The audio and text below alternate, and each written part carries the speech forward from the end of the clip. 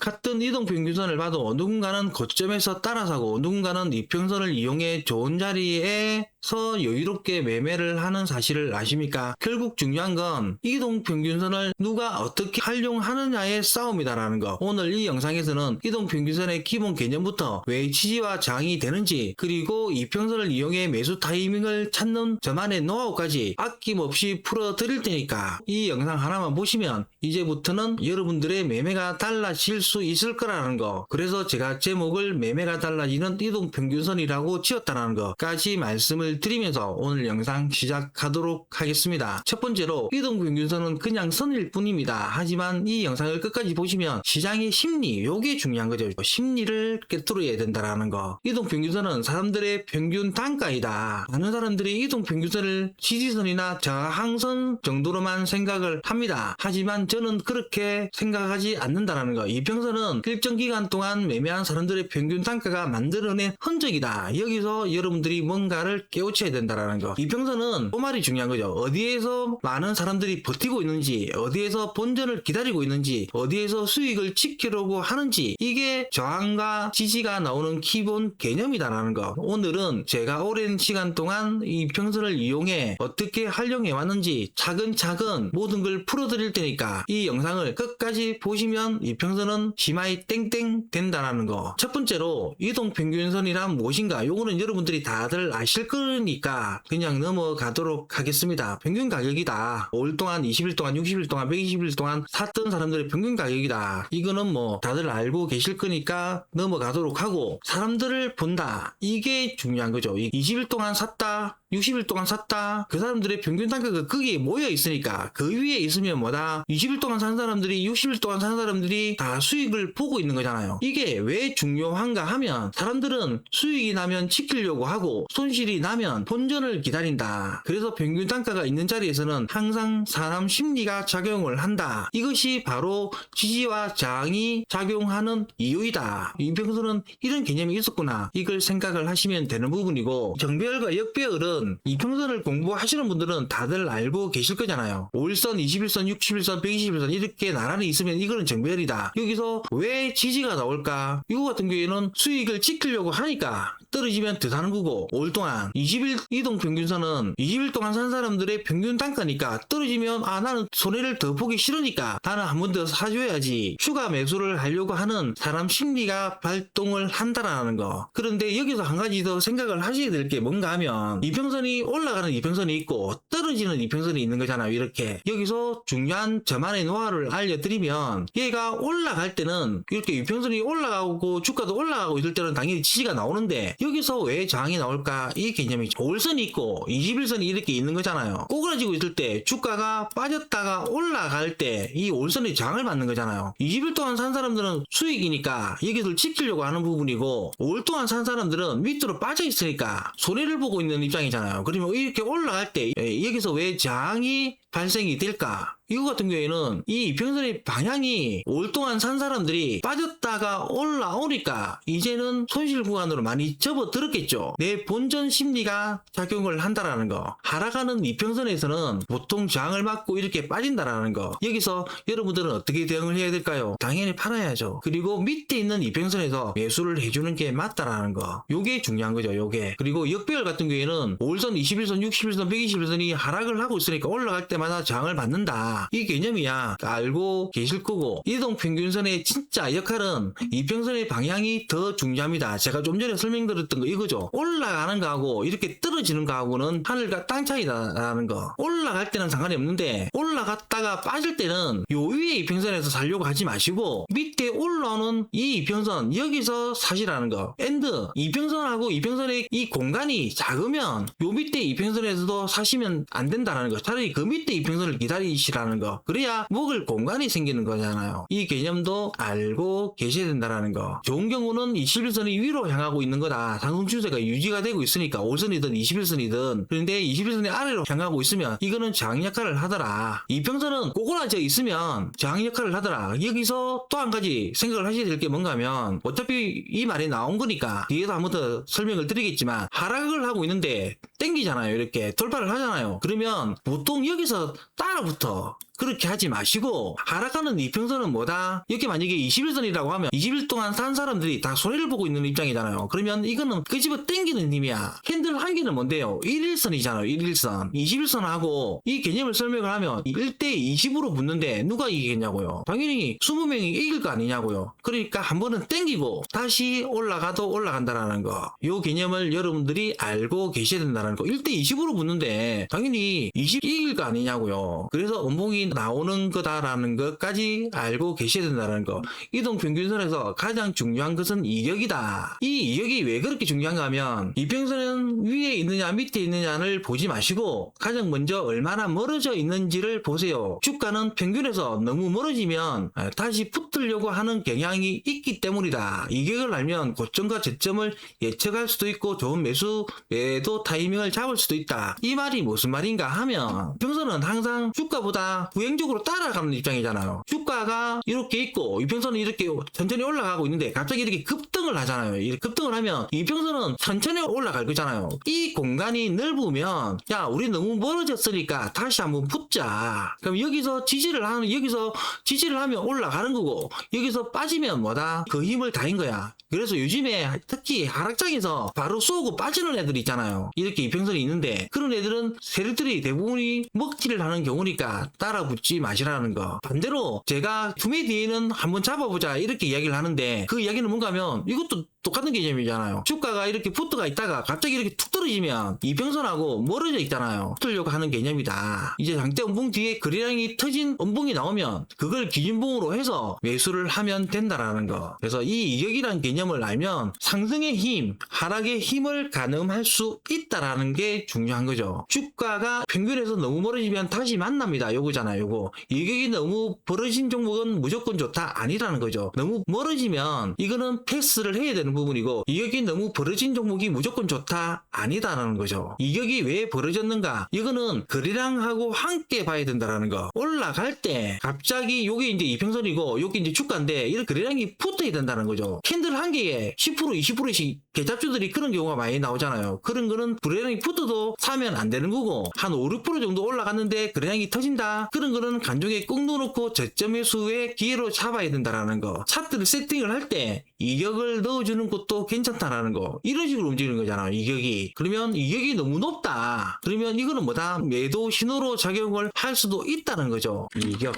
이렇게 넣어주시면 거래량 안에다가 넣어놓고 있는데 얘가 보면 이렇게 당겨서 보면 21선하고 이격을 만들어 놓은 거잖아요. 지금 21선. 그럼 21선에 체크가 돼가 있으니까 줄을 이렇게 꺼보면 자 여기잖아요. 여기 코스피가 요때가 제일 이격이 멀었다는 거죠. 요때가 주가는 올라가는데 이격은 다이브가 나오더라. 이거는 뭐다? 강력한 매도 신호다. 이렇게 해석을 한다는 것 알고 있으면 좋은 거겠죠. 이격만 보지 마세요. 이격과 함께 거래량을 봐야 됩니다. 좀 전에 제가 이야기를 한 거잖아요. 주가가 이렇게 잠잠히 있다가 이평선하고 같이 움직이다가 이렇게 쏘는데 거래량이 안 붙으면 그거는 뭐다? 허당이다. 뻥카다. 세력이 개미들한테 물량 떠넘기려고 하는 거다. 이격만 보지 마시고 거래량도 항상 함께 보시라는 거. 이 거래량이 왜 중요한가 하면 거래량이 힘의 세기에 척도가 된다라는 거. 이건 이렇게 벌어져 있는데 거래량이 안 붙으면 그거는 허당이다라는 거. 그렇게 생각을 하시고 주가가 급등을 할 때는 거래량이 붙는지 안 붙는지 이걸 항상 확인을 하시라는 거. 현재 주가의 힘이 얼마나 강한지 그 힘이 계속 이어질 수 있는지 그거는 거래량이 계속 늘어난다는 말이잖아요. 정확하게 판단을 할 수 있다라는 거. 이동평균선은 추세와 함께 봐야 됩니다. 이게 무슨 말인가 하면 얘는 역별이잖아요.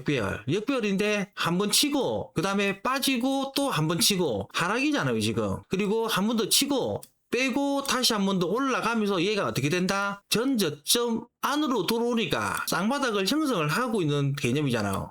하락 추세 벗어났는데 다시 빠지려고 하다가 올라가는 개념이잖아요. 그러면 얘는 뭐다? 이제 하락에서 수평으로 전환이 된다는 거죠. 그러면 얘는 이 자리나 이 자리를 안 깨면 되는 거야. 그러면 수평으로 전환이 되는 거잖아요. 그게 뭐다? 추세 전환이 된다는 거죠. 이제는 빠질 만큼 빠졌고 바닥을 다질 만큼 다졌으니까 올라갈 일밖에 더 남았겠냐고요. 얘가 이런 개념이다라는 거. 이동평균선은 추세와 함께 보셔야 된다. 정배열 말기에는 너무 많이 올라가면 정배열이 무작정 좋다라는 게 아니고 너무 많이 올라가면 결국은 빠질 거잖아요. 그러니까 너무 늦게 진입을 하지 마시라는 거. 추세 전환, 쌍바닥, 그리고 장기 입평 돌파는 이런 자리가 오히려 좋은 자리다라는 거. 상승 초입이니까. 요거는 뒤에 제가 다시 한번 더 설명을 드리도록 할게요. 자, 이동평균선은 추세와 함께 봐야 됩니다. 정배열은 결과가 아닌 과정이다. 주가가 오랜 하락이 끝나고 바로 정배열이 만들어지지는 않는다라는 거.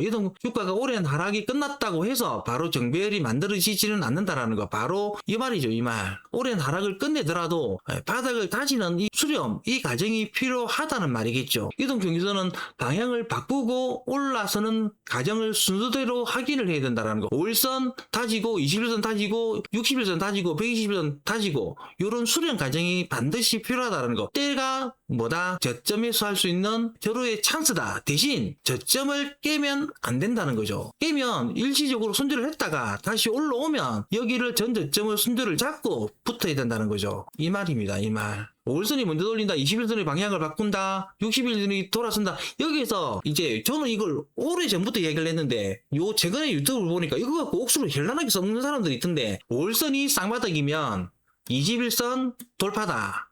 그리고 21선이 쌍바닥이면 60일선을 넘어간다. 요거는 시간적인 개념이거든요. 이게 5일선이 쌍바닥을 다니면 요게 한 15일에서 한 20일 정도의 기간이 필요해. 또 하락하는 이 21선도 요렇게 돌아선다는 거죠. 요 시간 차이 때문에 이 저점을 안 깨면. 그래서 한 개씩 요런 식으로 역배열에서 정배열로 바뀌어가는 과정, 이 수립하는 과정, 이걸 상세하게 보시면 저점을 잡아낼 수 있다라는 거. 요 말이죠, 요 말. 이걸 제가 얼마 전에 유튜브를 봤는데 이걸 마치 지가 다 아는 것처럼 말을 하는 사람이 근데 이거는 좀 오래전에 나온 개념이죠, 이게. 제가 실제로 이동평균선을 이용해서 하는 매매법 실전에서는 첫 번째는 정배열입니다. 정배열 종목은 이미 상승 추세가 만들어져 있기 때문에 이런 종목은 단기 조정을 이용해서 주로 단타로 매매를 한다라는 거. 꼭 확인을 하셔야 될 게 뭔가 하면 거래량이 살아있는지 죽었는지 이거는 보시면서 매매를 하셔야 된다라는 거.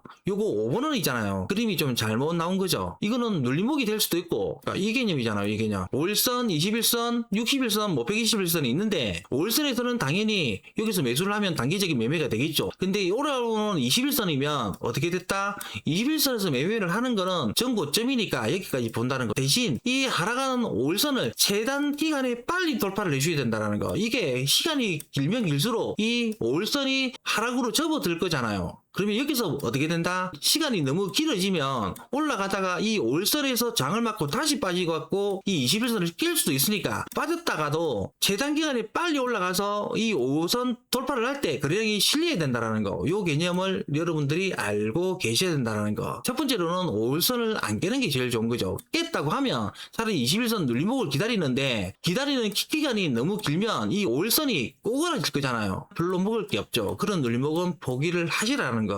요 개념도 알고 있으면 좋다라는 거. 제가 요 앞번에 다시 한번 더 설명을 드린다라고 했던 부분, 삼성전기를 가지고 설명을 드리면 된다라는 거. 삼성전기를 제가 어디에서 처음 매매를 했는가 하면 장기 입평을 넘어가는 첫 장대 양봉, 여기서부터 제가 매매를 했죠. 이때 갖고 있었으면 많이 먹었는데 저는 단타적인 개념이니까 뭐 이런 구간은 상관없다라는 거. 그리고 제가 이제 그 뒤에 매매를 이렇게 했던 거죠. 그리고 다시도 많이 올라간 거죠. 요 같은 경우에는 이렇게 생각을 하시면 되죠. 하락 전 저점을 안 깨고 쓰리바닥 만들고 장기 입평을 돌파를 하니까 얘가 비로소 하락을 마무리하고 추세를 바꾸고 상승 쪽으로 돌아서더라. 여기까지 이렇게 보면 되죠. 이 앞에 구간이 어떻게 나왔는지 이걸 보시면 된다는 거죠. 자, 요렇게 해서 자, 삼성전기가 어떻게 바닥을 만들었는지 그걸 보시면 되는 거잖아요. 하락, 저점, 상승 추세.